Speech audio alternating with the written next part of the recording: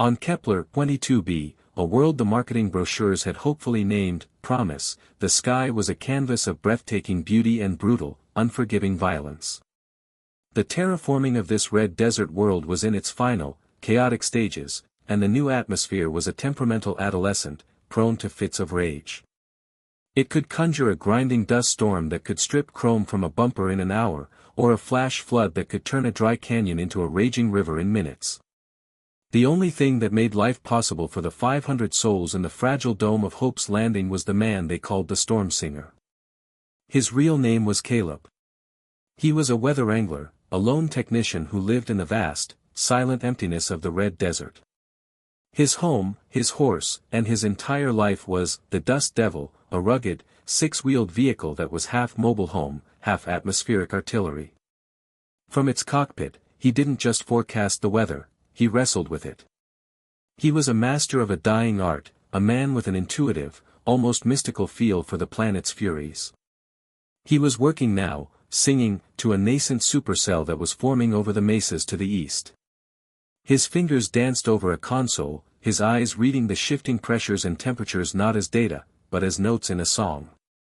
"All right, you beast. You're building too fast."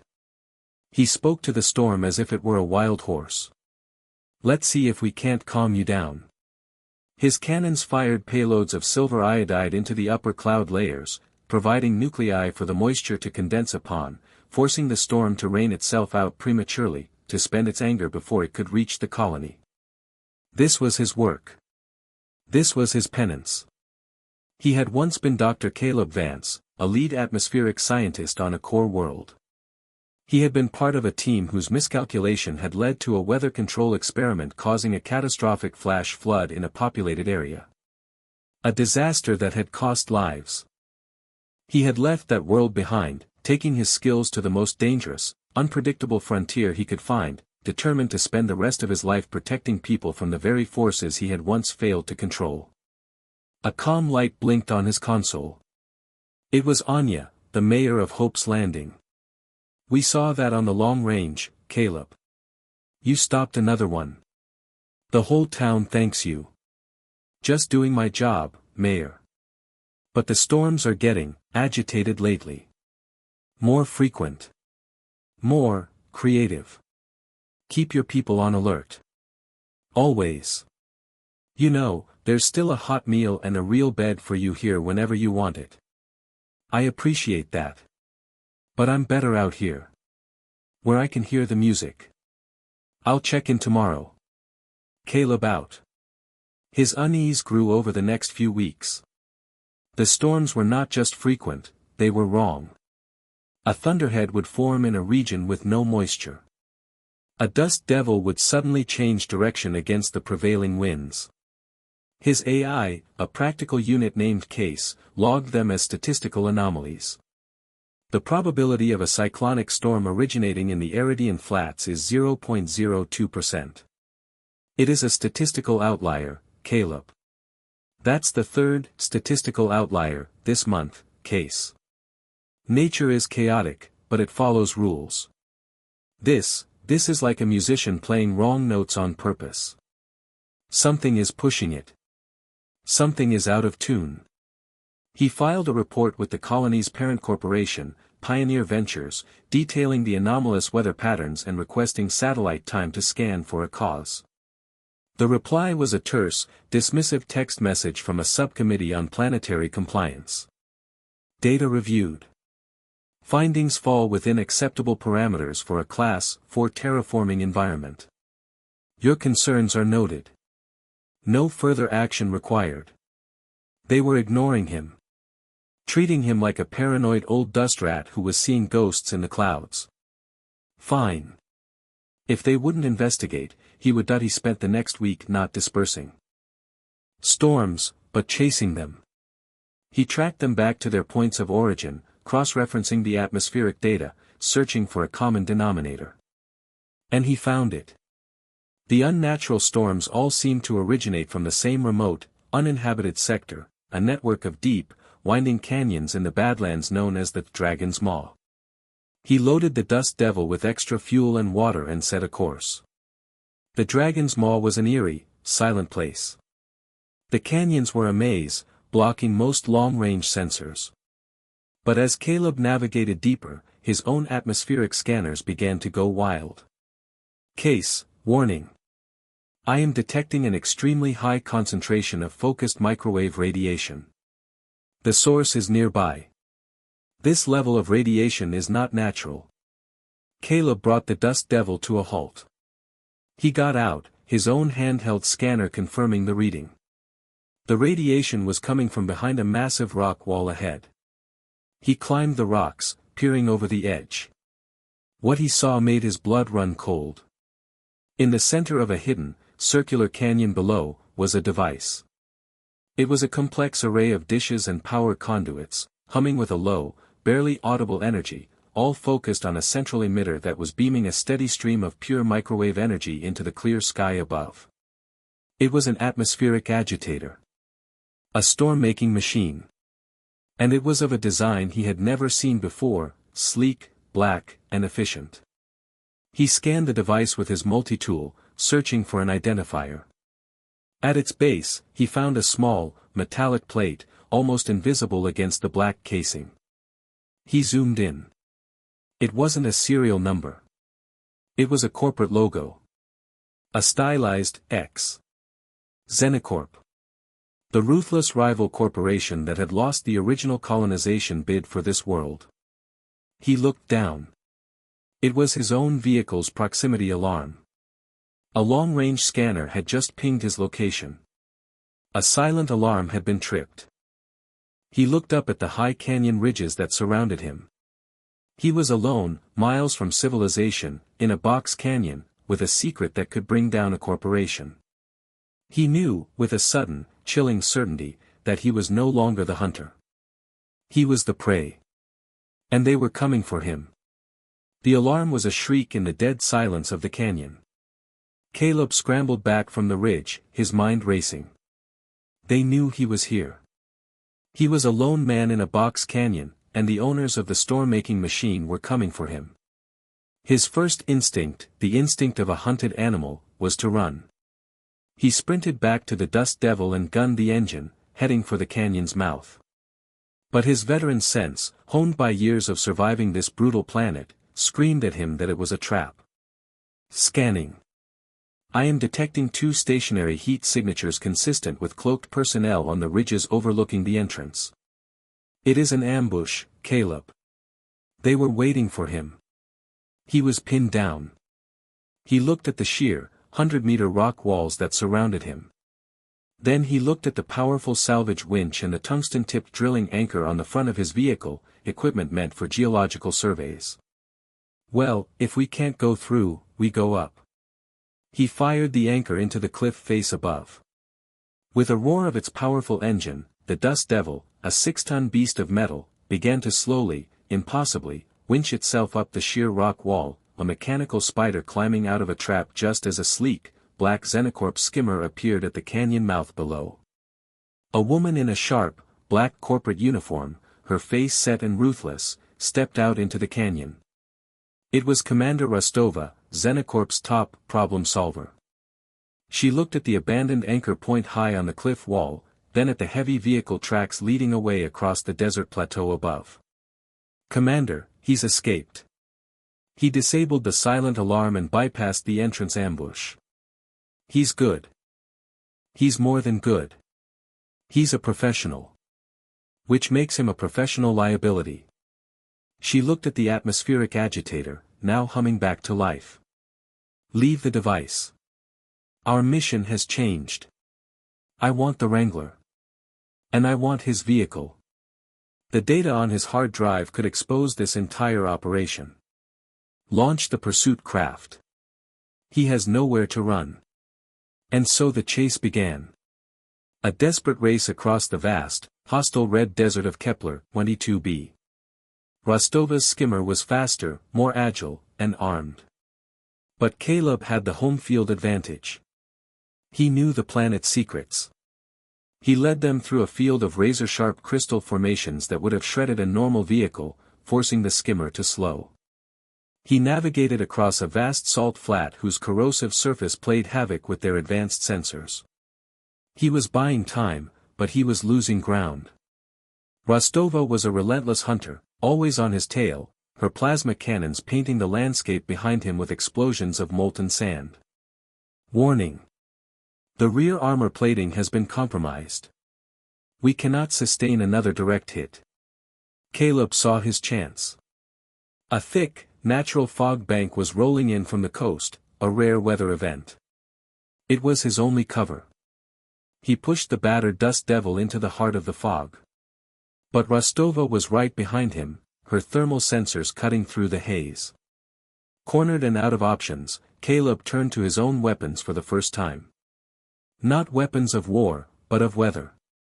Case, load the hygroscopic flares. He fired a payload of salt-based flares into the supersaturated fog bank. The effect was instantaneous. The moisture in the air had something to cling to, and the fog condensed with impossible speed, turning into a blinding, disorienting downpour, a pocket of torrential rain in the middle of the desert. Rostova's thermal scanners were instantly rendered useless by the wall of cold water. He had escaped the immediate confrontation, but not before one of her final, blind shots had struck his vehicle's side, crippling one of his primary cloud-seeding cannons and rupturing a coolant line. He limped the dust devil into a hidden cave system as the artificial rainstorm subsided behind him, his vehicle wounded, his resources dwindling. He sat in the darkness of the cave, the silence broken only by the hiss of the damaged coolant line. He was safe, for now. But he knew he couldn't keep running. His vehicle was too damaged. He couldn't get back to Hope's Landing to warn them, not with Rostova hunting him. He was trapped in a war of attrition he could not win. Unless he stopped running, and started fighting back. He looked at his own monitors, at the schematics of his remaining systems. His main cannon was gone, but his secondary mortars, the ones he had used to create the fog bank, were still functional. He had a limited supply of silver iodide, potassium salts, and magnetic dust. Ammunition. But what good was ammunition without a gun? Then he looked at his long-range weather display. And he saw it. A massive, natural thunderhead, forming over the distant Dragon's Tooth Mountains. A beast of a storm, brimming with moisture and immense electrical potential. It was the perfect weapon. An arsenal, waiting to be aimed. A new plan formed in his mind, a gambit so audacious it bordered on madness. He wasn't just a Weather-Wrangler. He was a scientist. He knew how to calm the sky, but the same principles could be used to enrage it. He would not try to disperse this storm. He would feed it. He would nurture it. And then, he would steer it. All right, Rostova. You want to play God with the weather? Let's see what happens when the weather plays back. He began the slow, painful process of repairing his engine. His face, illuminated by the glow of his console, was no longer that of a hunted animal. It was a mask of grim, focused determination. He was a man preparing for war, with the sky as his only ally. He turned the battered dust devil, not towards the safety of the open desert, but back towards the dragon's maw. Back towards the enemy. Caleb was no longer running. He had spent 2 days hiding, repairing the battered hull of the dust devil, and waiting. He was watching the skies, not for the sleek, black form of a xenocorp skimmer, but for the dark, brooding shape of a natural thunderhead forming over the distant Dragon's Tooth Mountains. It was the perfect weapon. An arsenal of wind and water and lightning, waiting for a conductor. Now, he would become its singer. He drove his wounded vehicle to a high plateau upwind of the Dragon's Maw Canyon, the location of Rostova's storm-making machine. From his cockpit, he began his work that it was a dark and twisted version of the job he had done his entire life. All right, you beast. You're full of potential. Let's make you angry. He began firing his secondary cloud-seeding mortars into the growing storm cloud. But he was not using the silver iodide charges that disperse storms. He was using his entire remaining payload of potassium salts and charged magnetic dust. He was not taming the storm. He was feeding it. He was supercharging it, forcing the clouds to draw in more moisture, to grow darker, taller, and more electrically unstable. Caleb, the storm's barometric pressure is dropping at an exponential rate. Its electrical potential is now 10 times that of a standard terrestrial hurricane. It has become a monstrosity. Good. Now for the hard part. Let's teach it to dance. He began the delicate, terrifying process of steering the hyperstorm. He fired small, precise charges at its edges, creating subtle pressure differentials that slowly, painstakingly, began to nudge the colossal weather system off its natural course. He was a shepherd, guiding a continent-sized wolf of pure fury towards the enemy's camp. Aboard her skimmer, Commander Rostova watched her own weather displays with disbelief, then with dawning horror. Commander! A massive, unforecasted electrical storm has changed course. It's heading directly for our position. Its power is off the charts. It's him. The Wrangler. He's not running. He's attacking. Her lips curled into a snarl of professional fury. Get the agitator to full power. He thinks he can tame a storm. We will show him what a real storm looks like. We'll tear the heart out of his little thundercloud. The duel for the sky began. From the canyon floor, Rostova's high-tech machine sent powerful, invisible beams of microwave energy into the approaching storm, trying to superheat the core and break it apart. But Caleb, from his distant vantage point, anticipated her moves. As she heated the storm's core, he seeded the outer bands with ice-nucleating particles, creating a violent thermal contrast that only made the storm's rotation faster, its lightning more intense. He was not just a scientist, he was an artist. And the sky was his canvas. The superstorm descended upon the Dragon's Maw Canyon. The sky turned black. Lightning, thick as trees, clawed at the canyon walls. And the rain began. Now for the flood. He fired a massive payload of hygroscopic flares directly into the storm's heavy, moisture-laden base. A flash flood, a roaring wall of water, erupted through the narrow canyon. It slammed into the Xenocorp skimmers, tossing them like toys, and swamped the base of the atmospheric agitator, shorting out its primary power conduits. Rostova's weapon was crippled. Then, Caleb delivered the final, poetic blow. Let's give them what they're looking for. A target. He fired his last, largest payload. Not of salt or ice, but of pure, charged magnetic dust, aimed directly at the humming, sparking agitator itself. For a moment, the dust just swirled around the machine. Then, the storm responded. A single, colossal, impossibly bright fork of lightning descended from the black sky. It was not looking for the ground. It was looking for the most attractive target. And Caleb had just turned the Xenocorp machine into a giant lightning rod. The atmospheric agitator exploded in a shower of molten metal and broken technology. The storm, its artificial catalyst gone, began to rapidly and naturally dissipate. The duel was over. Caleb, his vehicle running on fumes, limped into the flooded, silent canyon. Rostova and her surviving crew were stranded, their advanced equipment ruined. They offered no resistance. He walked past them, his face grim, and retrieved the agitator's data core from the wreckage. He had the proof. Weeks later, Caleb stood on a high mesa, looking down at the thriving, peaceful colony of Hope's Landing. The skies were calm. The terraforming process was back on track. The interstellar news feeds were filled with the scandal of the Xenocorp conspiracy, a corporate empire brought down by a single, stubborn man.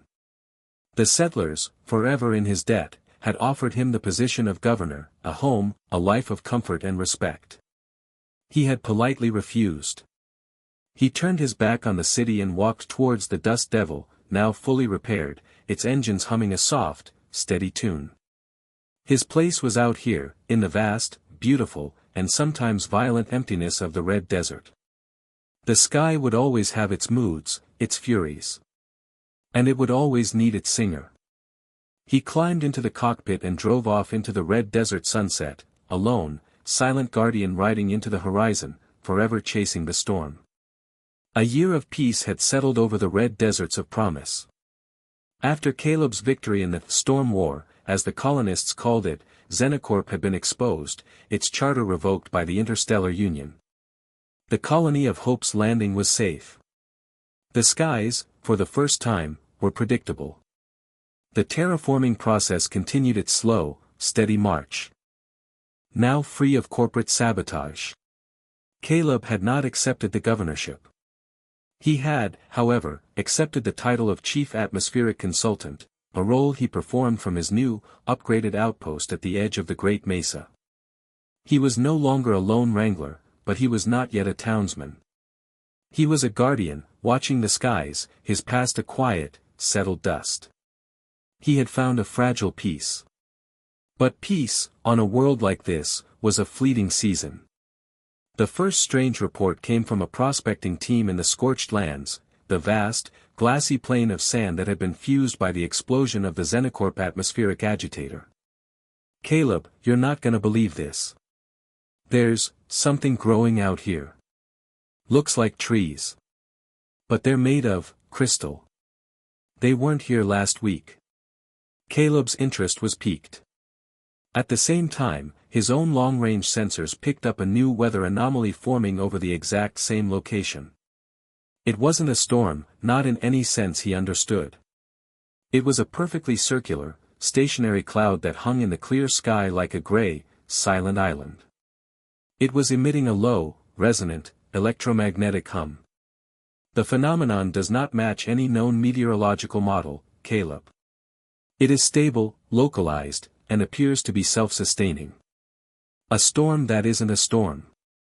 And trees that grow in a week. Let's go take a look. Something's out of tune.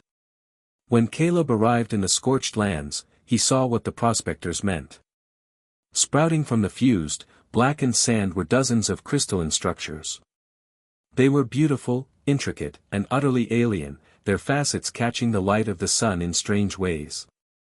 He got out of his vehicle, the air humming with the energy from the strange cloud that hung directly overhead. He took a sample from one of the crystal trees. Analysis complete. The sample's composition is remarkable. It is a silicon crystal lattice, interwoven with the exotic catalysts from the core of the destroyed Xenocorp device. And Caleb, it contains active, self-replicating nanites. Nanites? Xenocorp's agitator wasn't just a weather machine. It was a terraforming tool. He understood now. The explosion hadn't just destroyed the machine, it had aerosolized its core components, seeding the entire region with advanced, experimental nanotechnology.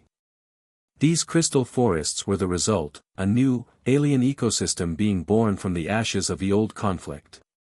He looked up at the strange, humming cloud that shadowed the valley. It seemed to react to his presence.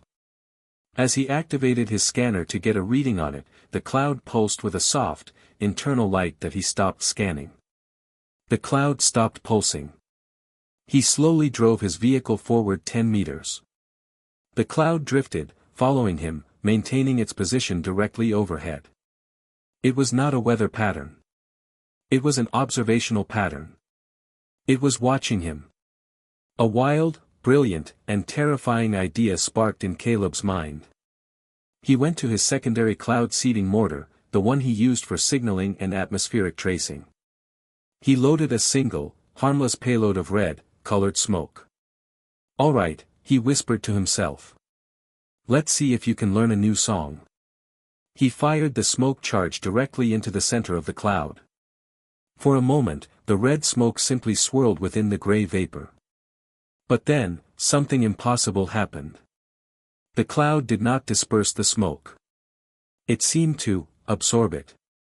It drew the red particles into its center, held them for a moment, and then ejected them, not in a random plume, but in a new, more complex, repeating pattern. A perfect spiral. It was not a reaction. It was a reply. Caleb leaned against the hood of the Dust Devil, staring up at the sky, his mind reeling. He remembered his conversation with the now imprisoned Commander Rostova. She had sneered at him, calling him a primitive who thought he could sing to the sky.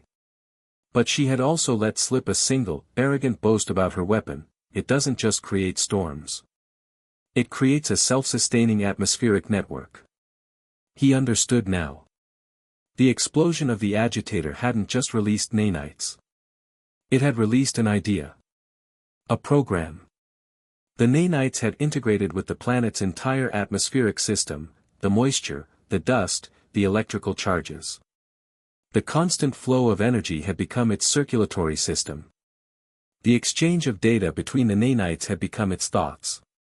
He wasn't looking at a cloud. He was looking at a single, massive cell of a newborn brain, a consciousness made of wind and lightning and dust. As if in response to his realization, the cloud above him began to change. It drew in particles of dust and ice, its internal energy shaping them. Lightning, no longer random, arced within the cloud, forming straight lines, then angles, then a complex, geometric pattern. A massive, shimmering symbol of light and dust took shape against the sky. It was a perfect replica of the stylized X of the Xenocorp logo. The newborn mind was showing him its first memory. The sigil of its own violent, technological birth. Caleb stared up at the impossible, intelligent symbol in the sky, a profound sense of awe and terror washing over him. He had spent his life fighting storms, calming the mindless fury of the sky. But he was now facing something new. A storm that was learning to think. A god being born from the ghost of a machine. And he, the Storm-Singer, was the only human who knew it existed. Caleb stood beside his vehicle in the heart of the scorched lands, staring up at the sky. An immense, impossible symbol of a forgotten corporation, woven from lightning and dust, hung in the atmosphere above him. It was a message. It was a memory. It was the first, single thought of a newborn god. The planetary weather system, infected and transformed by Xenocorp's nanotechnology, had awoken. It was alive. And it was watching him. His first instinct was to report it. To call Mayor Anya at Hope's Landing, to contact the Interstellar Union, to tell humanity that they were now sharing a world with a sentient storm. But he stopped himself. He knew what their reaction would be. Fear. Panic. They would send warships. They would try to neutralize the threat. They would declare war on the sky itself, a war they could never win. He looked at the symbol again. It was not a threat. It was a question. A child showing a parent the first thing it had ever seen. This vast, powerful, infant mind was not hostile. It was curious. And he, Caleb, was the most interesting thing in its world. He was the other thinking thing. He had to establish a dialogue. He couldn't use words, so he would use the only language he and the storm shared, the language of the sky itself. He returned to the cockpit of the Dust Devil and loaded his cloud-seeding mortars. This would be the most important lesson in the history of two species. He began simply. He fired a single, tight puff of white smoke high into the air. The sentient cloud overhead observed the pattern. For a long minute, nothing happened. Then, a small, perfectly circular cloud of its own vapor condensed a short distance away, a perfect mimicry of his smoke puff. Caleb felt a jolt of pure, scientific ecstasy. He fired 2 puffs. The cloud responded with 2 identical puffs. He fired 3. It responded with 3. He was teaching it to count. He was teaching it the foundation of mathematics, of language. But now came the harder, more important lesson. He had to teach it the difference between a rock and a life. He had to teach it the concept of us. He loaded his mortars with 2 different colors of smoke. He aimed his vehicle east, towards the barren peaks of the Dragon's Tooth Mountains. He fired a puff of red smoke towards the mountain. "This is rock," he said aloud, knowing the storm couldn't hear his words, but focusing his intent. "This is hard. This is strong." The storm mind observed. After a moment, it created its own puff of red vapor and moved it over the mountain range. Then, Caleb turned his vehicle west, towards the distant, glowing dome of Hope's Landing. He fired a puff of blue smoke in that direction. This is us. This is life. This is fragile. He repeated the process for hours, a slow, painstaking ballet of color and meaning. Red for the inanimate, unthinking landscape. Blue for the tiny, precious bubble of life he was sworn to protect. The storm mind mimicked him perfectly every time, its vast intelligence processing the simple, binary lesson. He didn't know if it was working, if the abstract concept was being understood. He was about to find out. Warning, Caleb. A natural cyclonic event is forming to the north. A Class 7 sandstorm. Its projected path will intersect with Hope's Landing in 2 hours. Caleb's blood ran cold. A natural storm, a beast of mindless fury, was on a collision course with the colony. His new student, the sentient storm, felt it too. The perfectly circular cloud began to stretch and distort, its energy drawn towards the massive, natural weather system. The two storms began to merge. Caleb, the sentient storm is integrating with the sandstorm. It is amplifying its power. The storm is now a Class 10. No, Class 12 event. It is the most powerful storm I have ever recorded. My analysis shows it will not just damage Hope's Landing. It will scour it from the face of the planet. This was the test. The infant god, drawn to the raw power of the natural storm, was now wielding a weapon of mass destruction. Had his lesson been learned? Or had he just created a monster that would be the end of them all? He was too far away, his own equipment no match for this new, God-powered hurricane. There was nothing he could do but watch. He brought the storm up on his main view screen. A colossal, swirling wall of red sand and dark lightning, 1,000 miles wide, bearing down on the tiny, fragile dome of Hope's Landing. The end of the world. The storm hit the edge of the settlement's territory. But then, something miraculous happened. The part of the storm wall directly over the dome stopped. It did not disperse. It parted. As if an invisible, gentle hand had reached down and carved a perfect, calm eye in the heart of the raging tempest.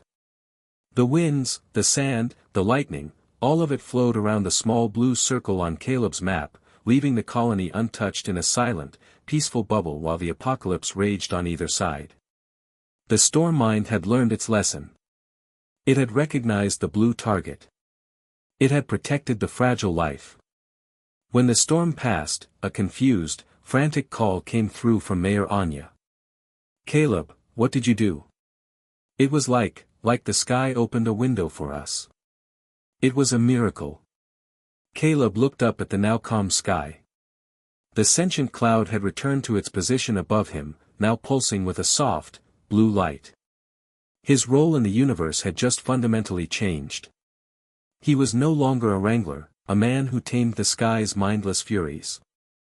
He was now a teacher. An ambassador. The sole human charged with the awesome, terrifying, and beautiful task of guiding the education of a newborn planetary intelligence. His lonely vigil in the desert had just become the most important job in human history.